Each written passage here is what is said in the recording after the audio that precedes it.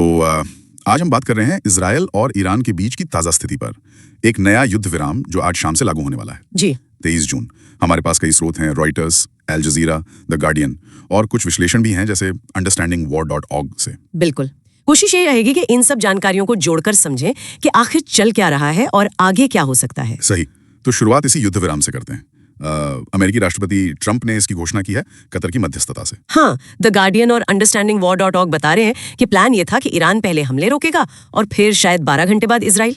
लेकिन रॉयटर्स की रिपोर्ट कुछ और कह रही है। ऐसा लग रहा है कि जमीन पर सीज फायर तो है, पर ईरान के विदेश मंत्री कह रहे हैं कि यह अभी फॉर्मल नहीं है। हाँ बिल्कुल, वो कह रहे हैं कि इजराइल को पहले आक्रामकता रोकनी चाहिए। तो मतलब घोषणा तो हो गई, पर आपसी सहमति या विश्वास वो अभी भी शायद पूरी तरह बना नहीं है। हाँ, ये थोड़ी क्या कहते हैं उलझी हुई स्थिति लगती है ना? सही कहा।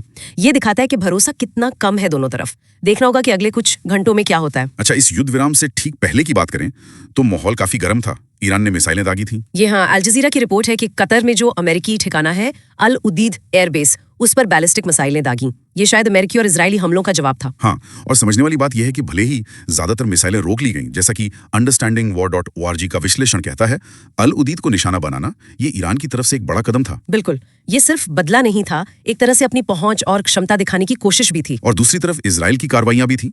TCF.org जैसे स्रोत बता रहे हैं कि इजराइल ने ईरानी एयर स्पेस में काफी अंदर तक हमले किए। जी, हवाई हमले और शायद मोसाद के ड्रोन वगैरह से, खासतौर पर मिसाइल लॉन्चर और परमाणु ठिकानों के आसपास। तो ये भी एक तरह का शक्ति प्रदर्शन था कि देखो हम तुम्हारे अंदर तक पहुंच सकते हैं। दोनों तरफ से माहौल एकदम चरम पर था युद्ध विराम से पहले। और इसका असर जाहिर है आम लोगों पर पड़ा। वो जो 19 जून को बीरशेबा अस्पताल पे मिसाइल गिरी थी। हाँ, वो बहुत दुखद घटना थी। विकिपीडिया पर भी इसका जिक्र है। एक ईरानी सिजिल मिसाइल सोरोका मेडिकल सेंटर पर गिरी। सिजिल तो उनकी जानी मानी मिसाइल है। जी, लंबी दूरी की, और इसका सीधे अस्पताल पर गिरना जिससे लोग घायल हुए और वो केमिकल लीक की भी बात आई थी।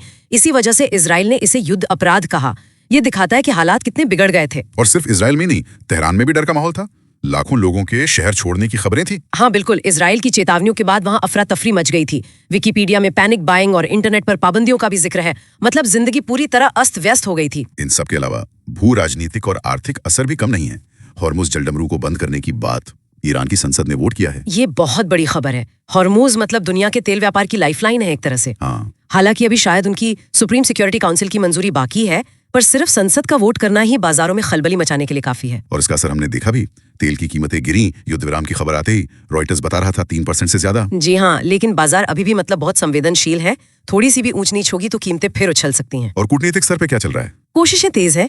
एपी न्यूज के मुताबिक यूरोप बातचीत बढ़ा रहा है, यूएन कह रहा है संयम बरतो, और दिलचस्प यह है कि यूएई, सऊदी अरब जैसे खाड़ी देश भी शांति के लिए दबाव डाल रहे हैं। जबकि ईरान थोड़ा और रूस के करीब जाता दिख रहा है। तो अब सबसे बड़ा सवाल आगे क्या? ये युद्ध विराम टिकाऊ है? क्या लगता है? बैरन्स वगैरह क्या कह रहे हैं? देखिए, मोटे तौर पर 3 रास्ते दिखते हैं। पहला और सबसे अच्छा कि तनाव कम हो जाए। हाँ। युद्ध विराम चले, डिप्लोमेसी काम करे, परमाणु चिंताएं घटें, तेल बाजार स्थिर हो। बैरन्स जैसे विश्लेषण यही कहते हैं कि असली संकेत जमीन पर दिखना चाहिए, सिर्फ बयानों से नहीं। और अगर ऐसा नहीं होता तो दूसरा रास्ता है तनाव फिर से बढ़े। मान लीजिए इजराइल पूरी तरह नहीं रुकता या कोई और घटना हो जाती है, तो ईरान हॉर्मुज बंद करने जैसा बड़ा कदम उठा सकता है। ओहो। या फिर तेल ठिकानों पर हमले कर सकता है। तब तो तेल की कीमतें $100 बैरल के पार भी जा सकती हैं। और वो तीसरा रास्ता क्या है जिसे कुछ लोग छाया युद्ध कह रहे हैं, news.com और EU वगैरह? हाँ, ये एक तरह का छिपा हुआ युद्ध है। मतलब सीधा टकराव शायद टल जाए, लेकिन संघर्ष पर्दे के पीछे चलता रहे। कैसे? ईरान अपने प्रॉक्सी गुटों का इस्तेमाल कर सकता है, साइबर हमले कर सकता है, या फिर चुन चुन कर हमले कर सकता है।